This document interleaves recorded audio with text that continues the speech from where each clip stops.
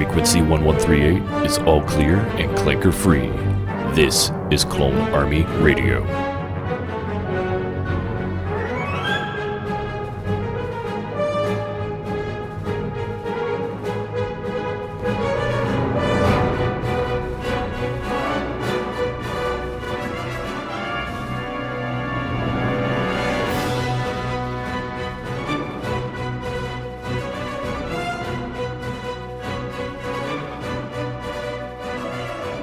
What is up, Clone Army?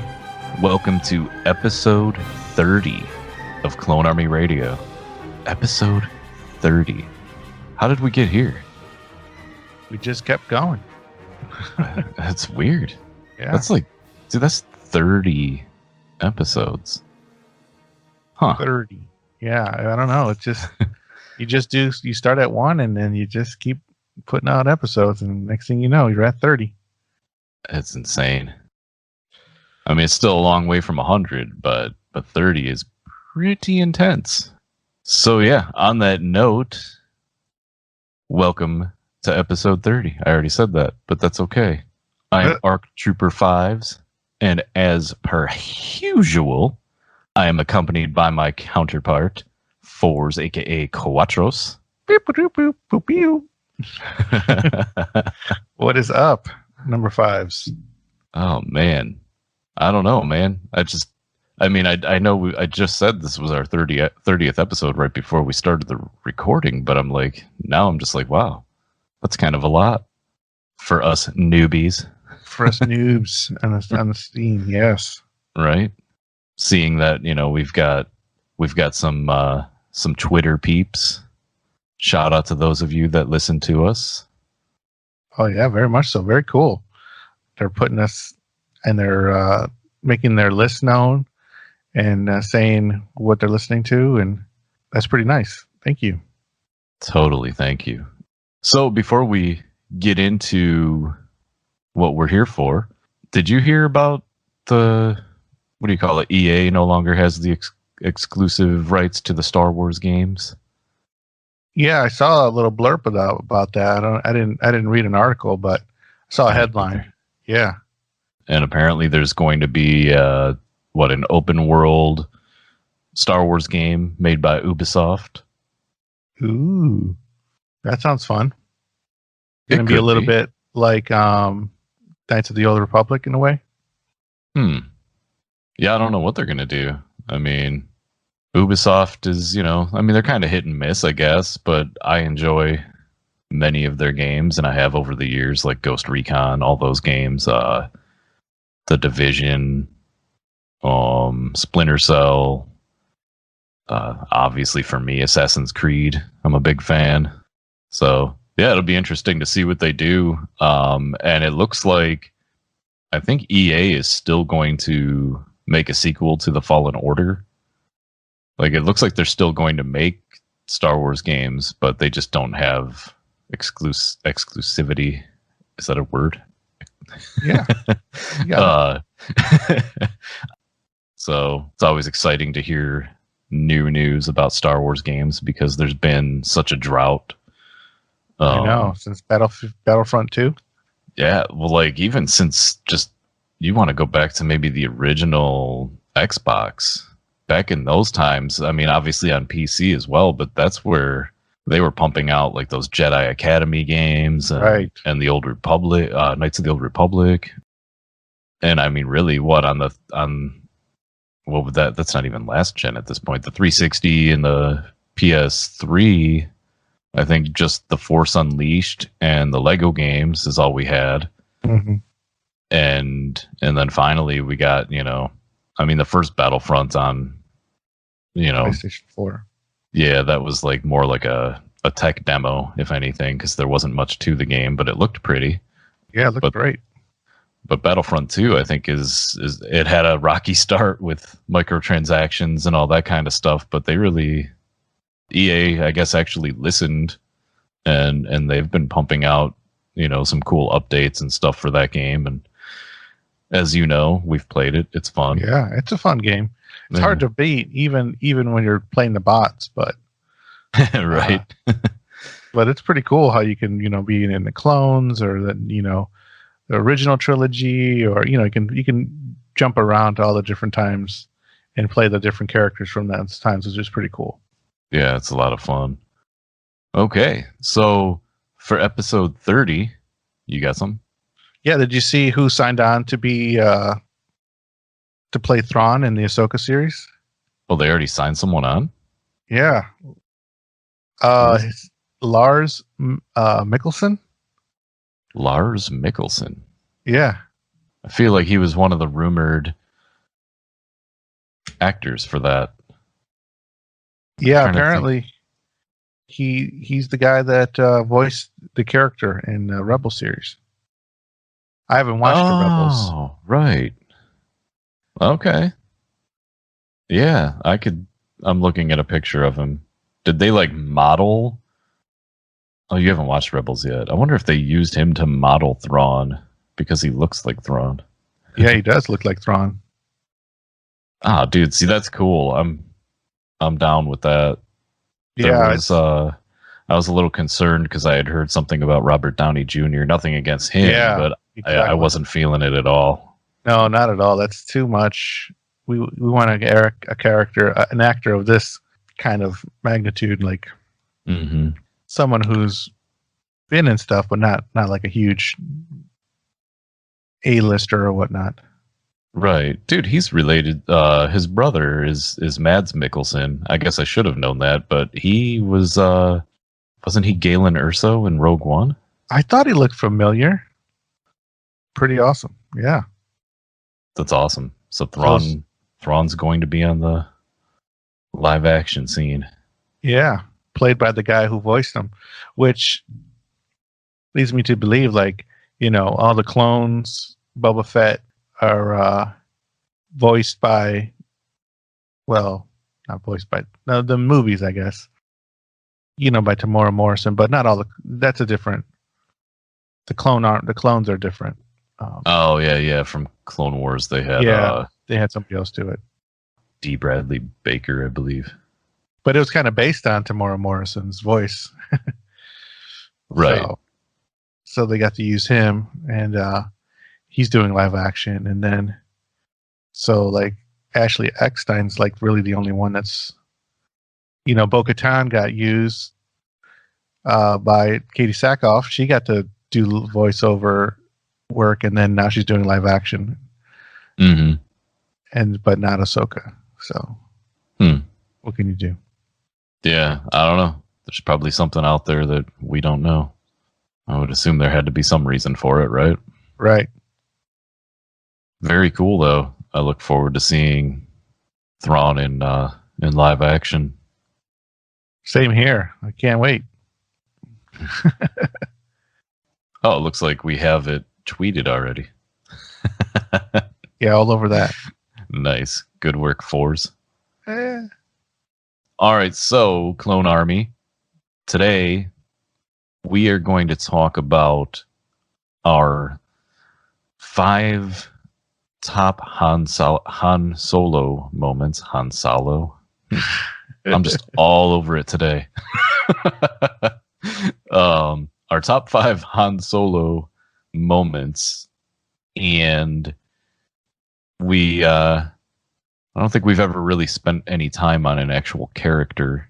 And last week you had mentioned some things about Han that I was like, oh, we should talk a little bit about Han and his importance to the story.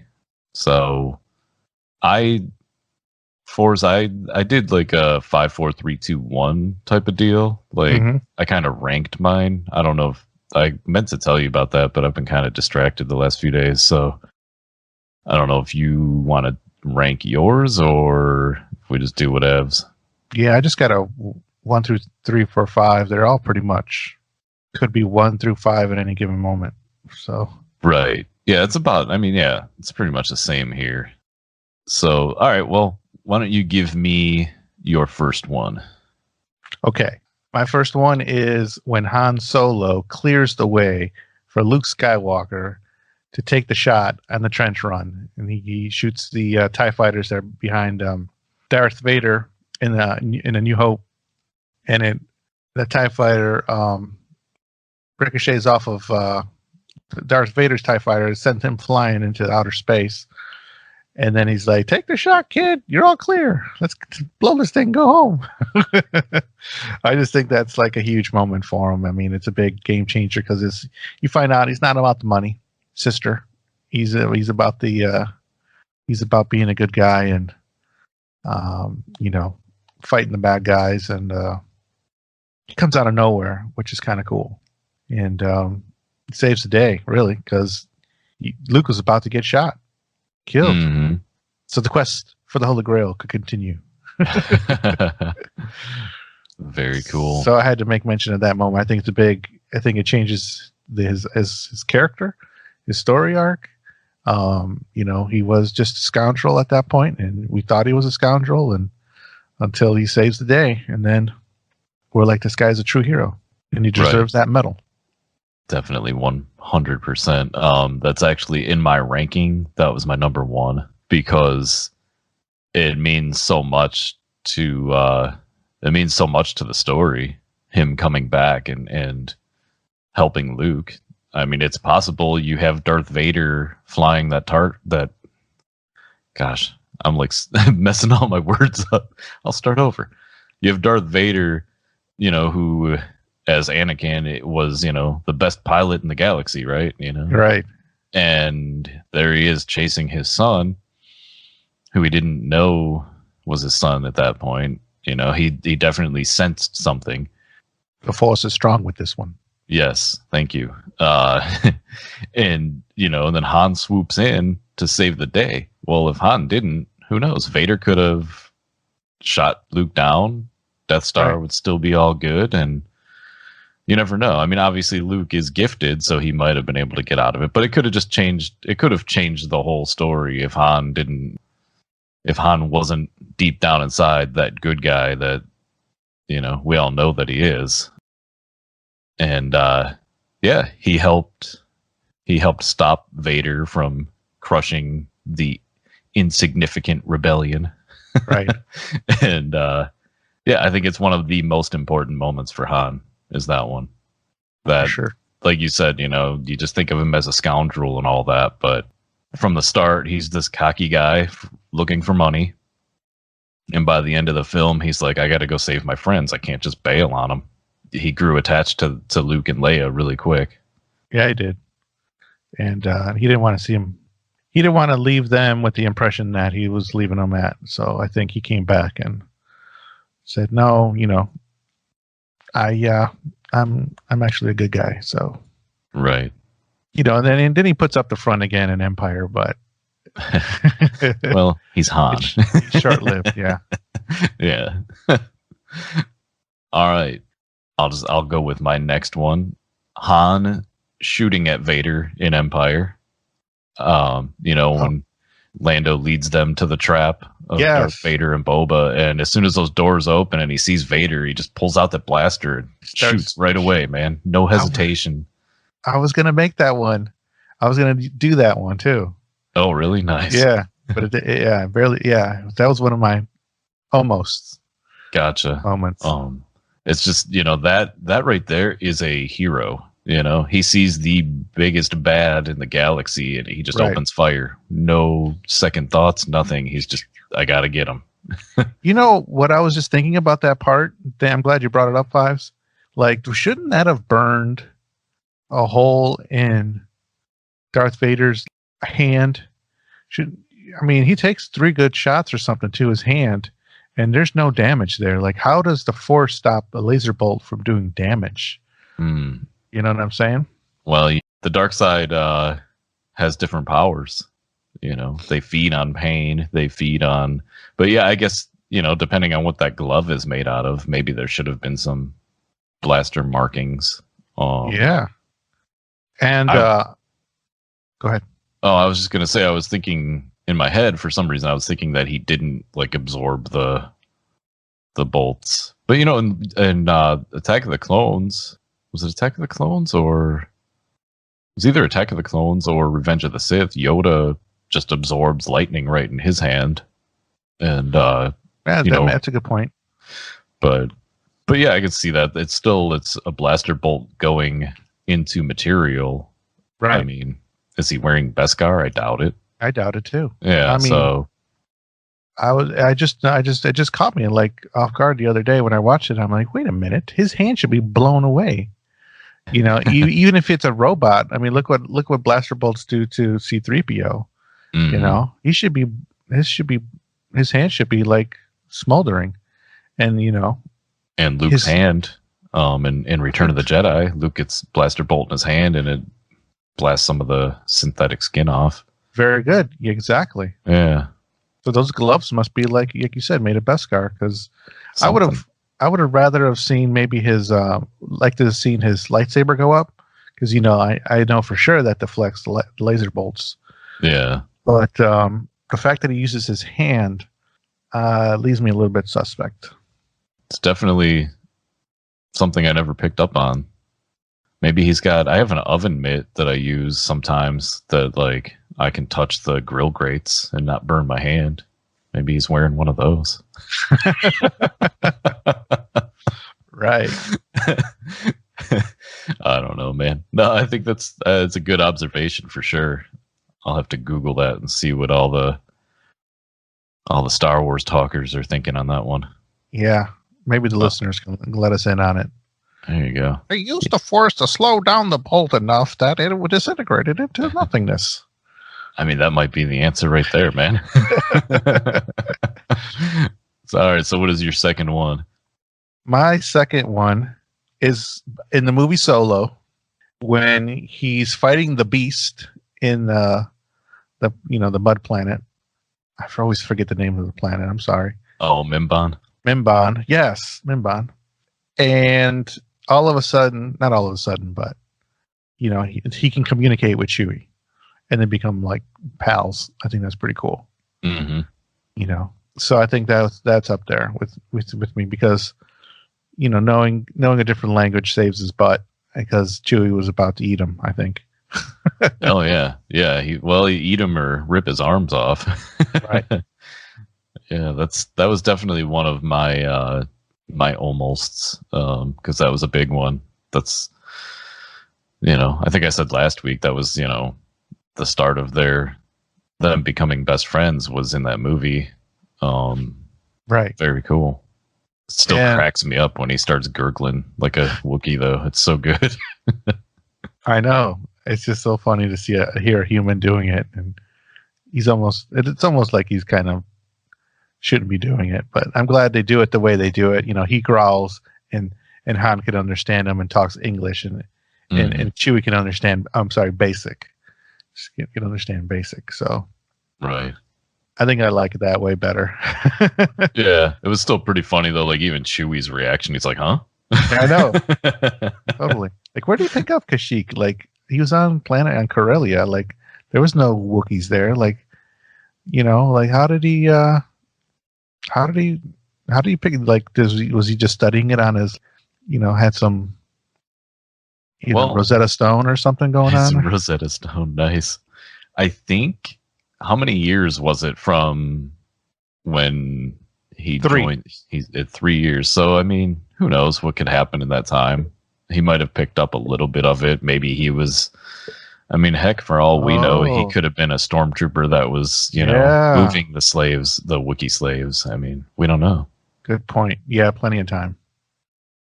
You know, to be like, right, we didn't see it, but, you know, to be really fluent in Kashyyyk, I don't even know. I've heard it. Gosh, they actually name it in the High Republic book. Hopefully that's not a spoiler. Oh, right. Like the language, but it's like Kashyikian, or I don't know. But yeah, I mean, to be fluent in that, I don't know if he is. He just kind of maybe picked up a little bit. Yeah, like he's the only human that I've heard try to speak the language, which is kind of cool, you know. Right. Because Chewie can obviously understand basic, but I think going the extra mile and actually speaking the tongue, I think totally impressed Chewie enough to like save his life and, you know, work together as a team to get out of that pit and continue their journey. There's, you know, obviously, Chewie could have gone a separate way a couple times and decided to stick around. Right. And then they became like life partners. So I know. Inseparable. Right. Yeah. All right. So would that be third one? It should be your second. No, because I had the same one as you with the end of the New Hope, and then I did the Vader or Han shooting at Vader. Oh, right. So we're both tied at Deuce. Deuce. Okay, so my third one is when Han finds out that Luke still hasn't come back to Echo Base, and again, without hesitation, he, deck officer. Yeah. And I love when he puts his hand over 3PO's mouth to shut him up so he could talk to the deck officer, and finds out that nobody's heard from Luke, and he gets right on his tauntaun. Doesn't care about his own well-being. He just knows that Luke needs him, and he's going to go get him, and if he doesn't make it back, he'll see them in hell. Exactly. That's Han Solo in a nutshell. Like, right? All action. Doesn't think about anything. Just action in the moment. It's a beautiful thing. Like, you just wish, and then everything works out for him, of course. Right. He's not much of a thinker. He's a doer. And right now, the time was that it was getting cold out there. His friend was out there. He hasn't showed up, and he had to go find him. And that's a great moment. Yeah.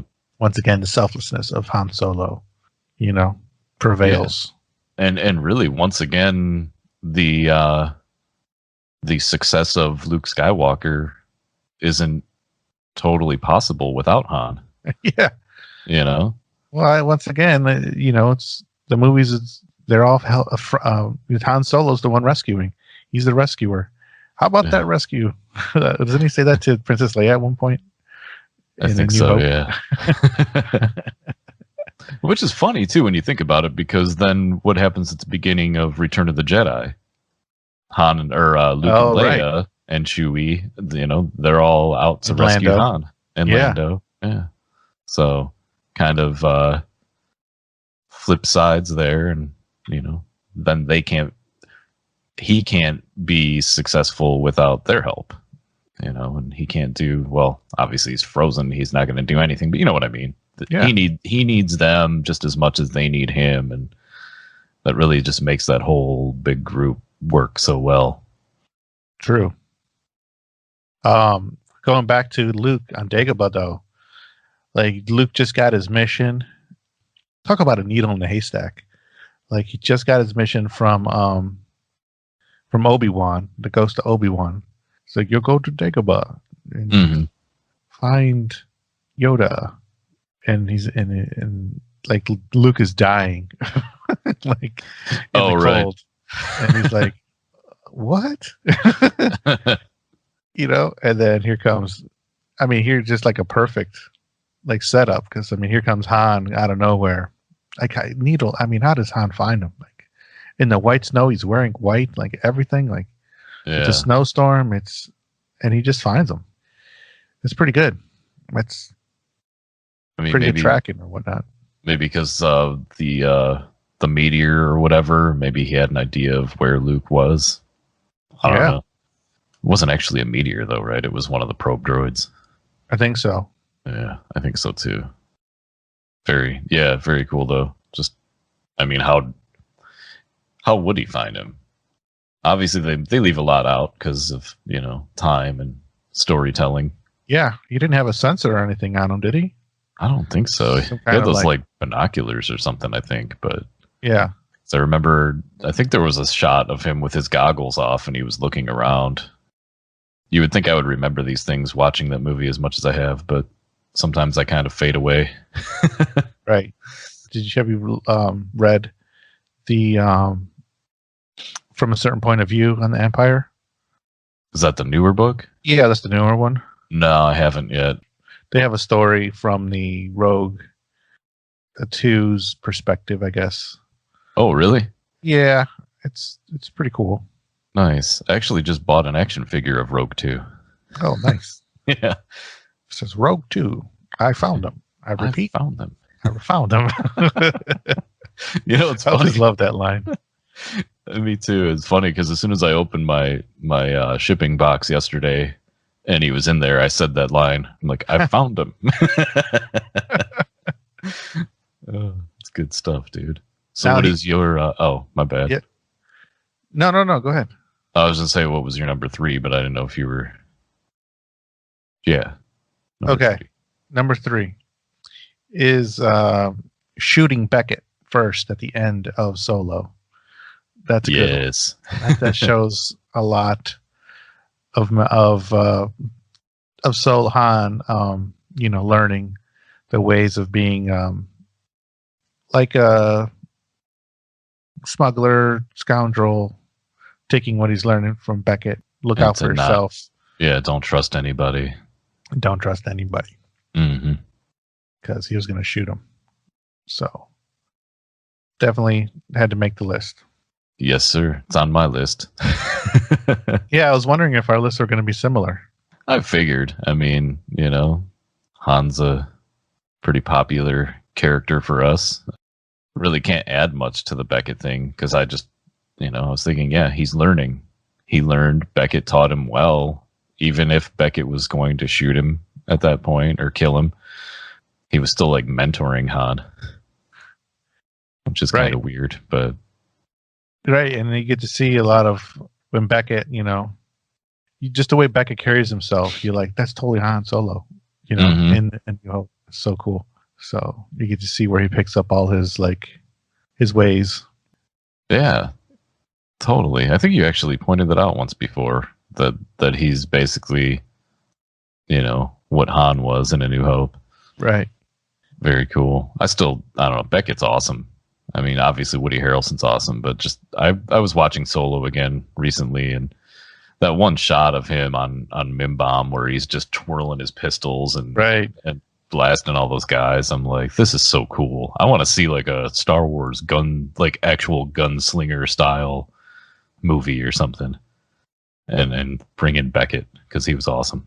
Of course, it would have to be a prequel, but so I guess that was your number 3, and since it was also on my list, that would be my number 4s, right? Okay, so let's do your number 4. Okay. My number 4 is the Kessel Run. Oh, nice. Yeah, I think on the Solo movie again, him cutting through the Maelstrom. Maelstrom. Yeah, thank you. I just got it. Sorry. To get, to cut the time so he can get that coaxium, where it needs to get to, and not blow up. And, I think that was pretty awesome.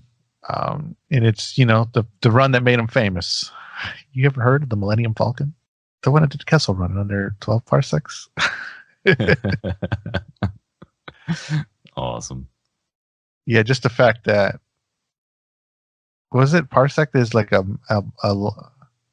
not an it's a length of time, but or it's like distance in space, I think.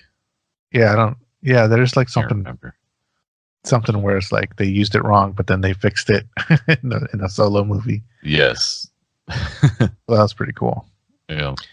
Anyways, just him again thinking on his feet, like Lando's like, there's no way to make it through because you got to have these special coordinates that L3 had.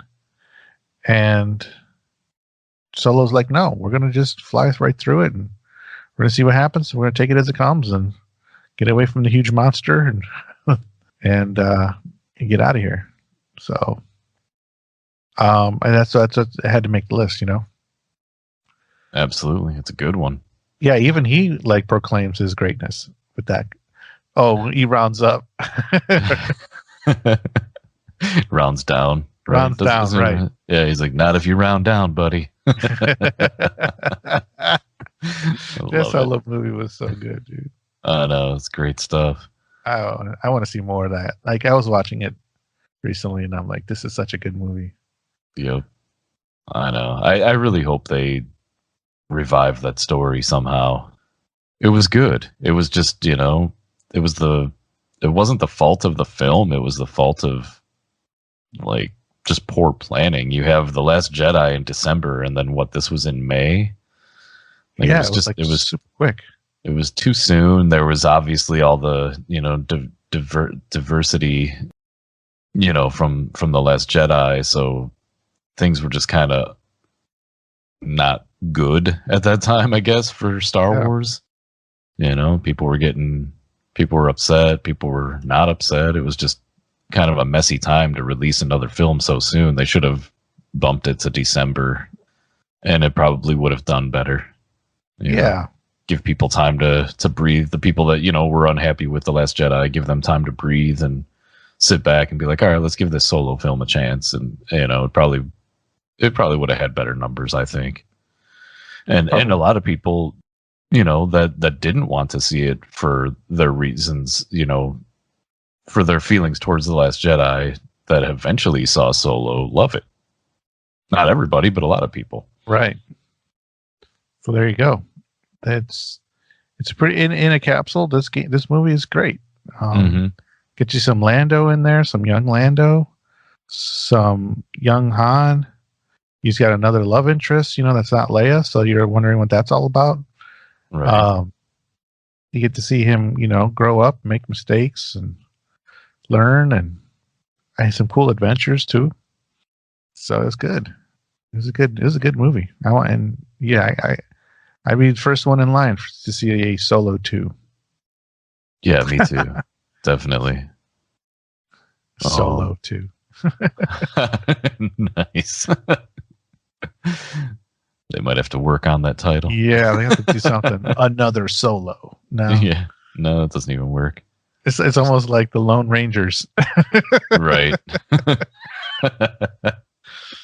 Oh, that's good stuff, dude. Yeah. So, all right. Well, my number 5 is kind of like a two-parter. Uh-oh. Yeah, actually, it's really not, though. No, it's really not. I guess it's more just a general situation, and it's mostly the things that we already touched on, but or I at least said that without these moments, the ones that we've talked about, the story would be very different without these things that Han has done. And mostly, not to take anything away from Luke Skywalker, he's, one of my favorite characters, but, he is the hero of the story, but Han is like the leader of it. He's, they fall to him for everything. And he, like you said, he's just, doesn't think, he just does it. And, I think that without Han Solo, the rebellion fails for sure. Wow. And because when you have a guy like Han Solo watching your back, it's almost impossible to fail. And I know that that's not really a moment, but it's a accumulation of the moments, where this guy was just a smuggler, and by the end of the original trilogy, he's a general in a rebellion, and he actually cares about what they stand for, and he cares about his friends, and he's a leader. Mm-hmm. I know, it's not a moment. I had another moment, but it was from the sequel trilogy, and I told you that we were just doing Solo and the OT, so I left it out. Oh, I got you. But, to throw in my sequel trilogy part was the Hey Kid in The Rise of Skywalker. Okay, Even though it's still kind of, I guess, up in the air. I think that was more of a memory and not really like Han coming back from the dead to talk to his son. But it was still a huge moment, for Ben Solo, I guess, to see his dad, and his dad kind of helped talk him out of being a bad guy. Right. No, that was a huge moment. Like we said last week, probably the most touching moments for me personally. So yes. I'm glad you put it in there, because I kind of stayed away from the sequels, because I didn't, I thought there were brighter moments with Solo and the originals. Definitely, yes. So what do you got for your number fives? Okay, so my number fives, and then I have an honorable mention, if that's all right. Yeah, it's fine. I mean, that's basically what I just did. Yeah. So my number five moment was like just Han Solo being just a complete dude, and Leia saying "I love you," and he's like, "I know." Oh yeah. It's just like it's such a man move. It's so awesome. Yeah. So I just have to give him major props for that. So that's probably my like number one. As he's getting melted into the not melted but like frozen into the carbonite there. So I think that is just huge because he could be like a total like softy and be like I love you too, but right. Real men don't say that. Real men, I know. That's so good. He's like, I win. Right. Like, oh man, I have to say that men don't say it. I mean, I say it, but like, it's just such a you don't know if he's gonna live, and it's like the last words he's gonna say, and it's like, it's not even "I love you" back or anything. It's just like, I know you love me. I'm awesome. Totally. I'm Han freaking Solo. How do you not love me? Because that's a Han move, man. Yeah. And like, I don't know, you mentioned it last week or something that was like his improv, or did you mention that fives before? I think one of us mentioned it at one point before. I don't know if it was last week, but yeah. He improv that line. He's a genius. Yeah. Oh, right, because wasn't it like George was saying it wouldn't work or something? It wouldn't be accepted, and like the people that what do you call them? The first people to view it, like the screeners or whatever. Like the screeners. They came out thinking it was amazing. Yeah. George was like, all right, I guess we're using it. That's how it works. Yeah. Gives people what they want. Yeah. Yeah, I couldn't imagine it being anything other than that. It would be weird. Right. Well, it wouldn't be because we wouldn't know, but you know what I mean? Like if it was one of those, special edition edits where he changed it to "I love you too" or something, I'd be like, dude, what are you doing? Yeah, come on, George. Let it be. Just let it be. Right. Just quit changing it. And then my my honorable mention, or are you going to do? I'm all wrapped up. Okay, so my honorable mention is the whole exchange, not the whole exchange with Greedo, not just the shooting first or shooting or whatever, just the whole talking with Greedo and slow build to like the climax of the conversation and the climax of the moment. The whole, you know what I mean? He just scored a big, he's flying high. He just scored a big, job with with getting Luke and the old man to Alderaan, and it's going to pay his way to help with Jabba, and and then he's flying high, and then here comes Greedo to kind of like put him back in check, and he's like, I was just about to go talk to him, to Jabba. And then I don't know, the whole thing with they're just like the slow build where they're like all kind of taking jabs at each other, and then all of a sudden he just shoots him. Right. As he felt that Greedo was going to take a shot because he was saying, a lie over my dead body. That's the idea. And then he shoots him because going back to Beckett, shoot first, ask questions later. And then he tips the barb guy at the sorry about the mess. And he walks all slowly and cocky, and I don't know. That's another huge like turning point in Star Wars, because like here's a good guy doing being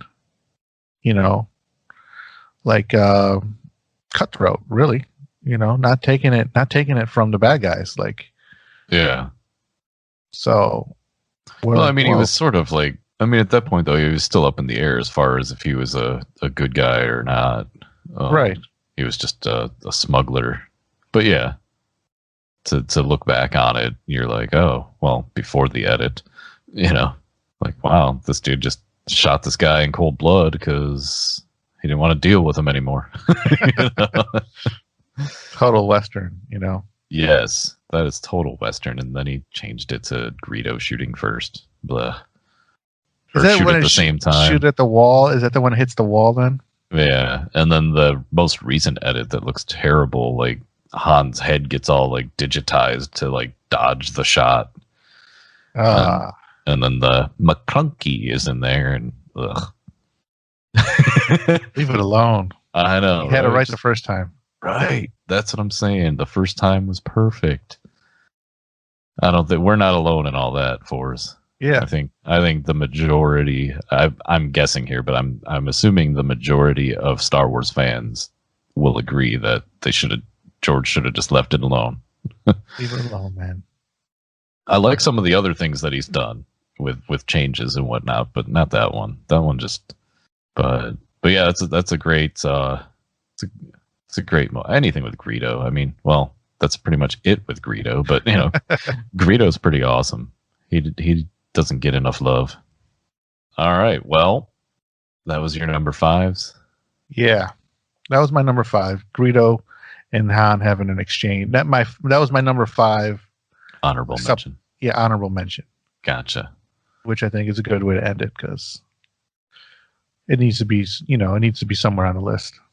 Yeah, I agree. There's, I mean, like we said, there's so many big moments, for Han. Hopefully we'll see some more somehow in Solo 2 or a TV series or whatever. So there you have it, Clone Army. Our top 5 Han Solo moments. Our 30th episode.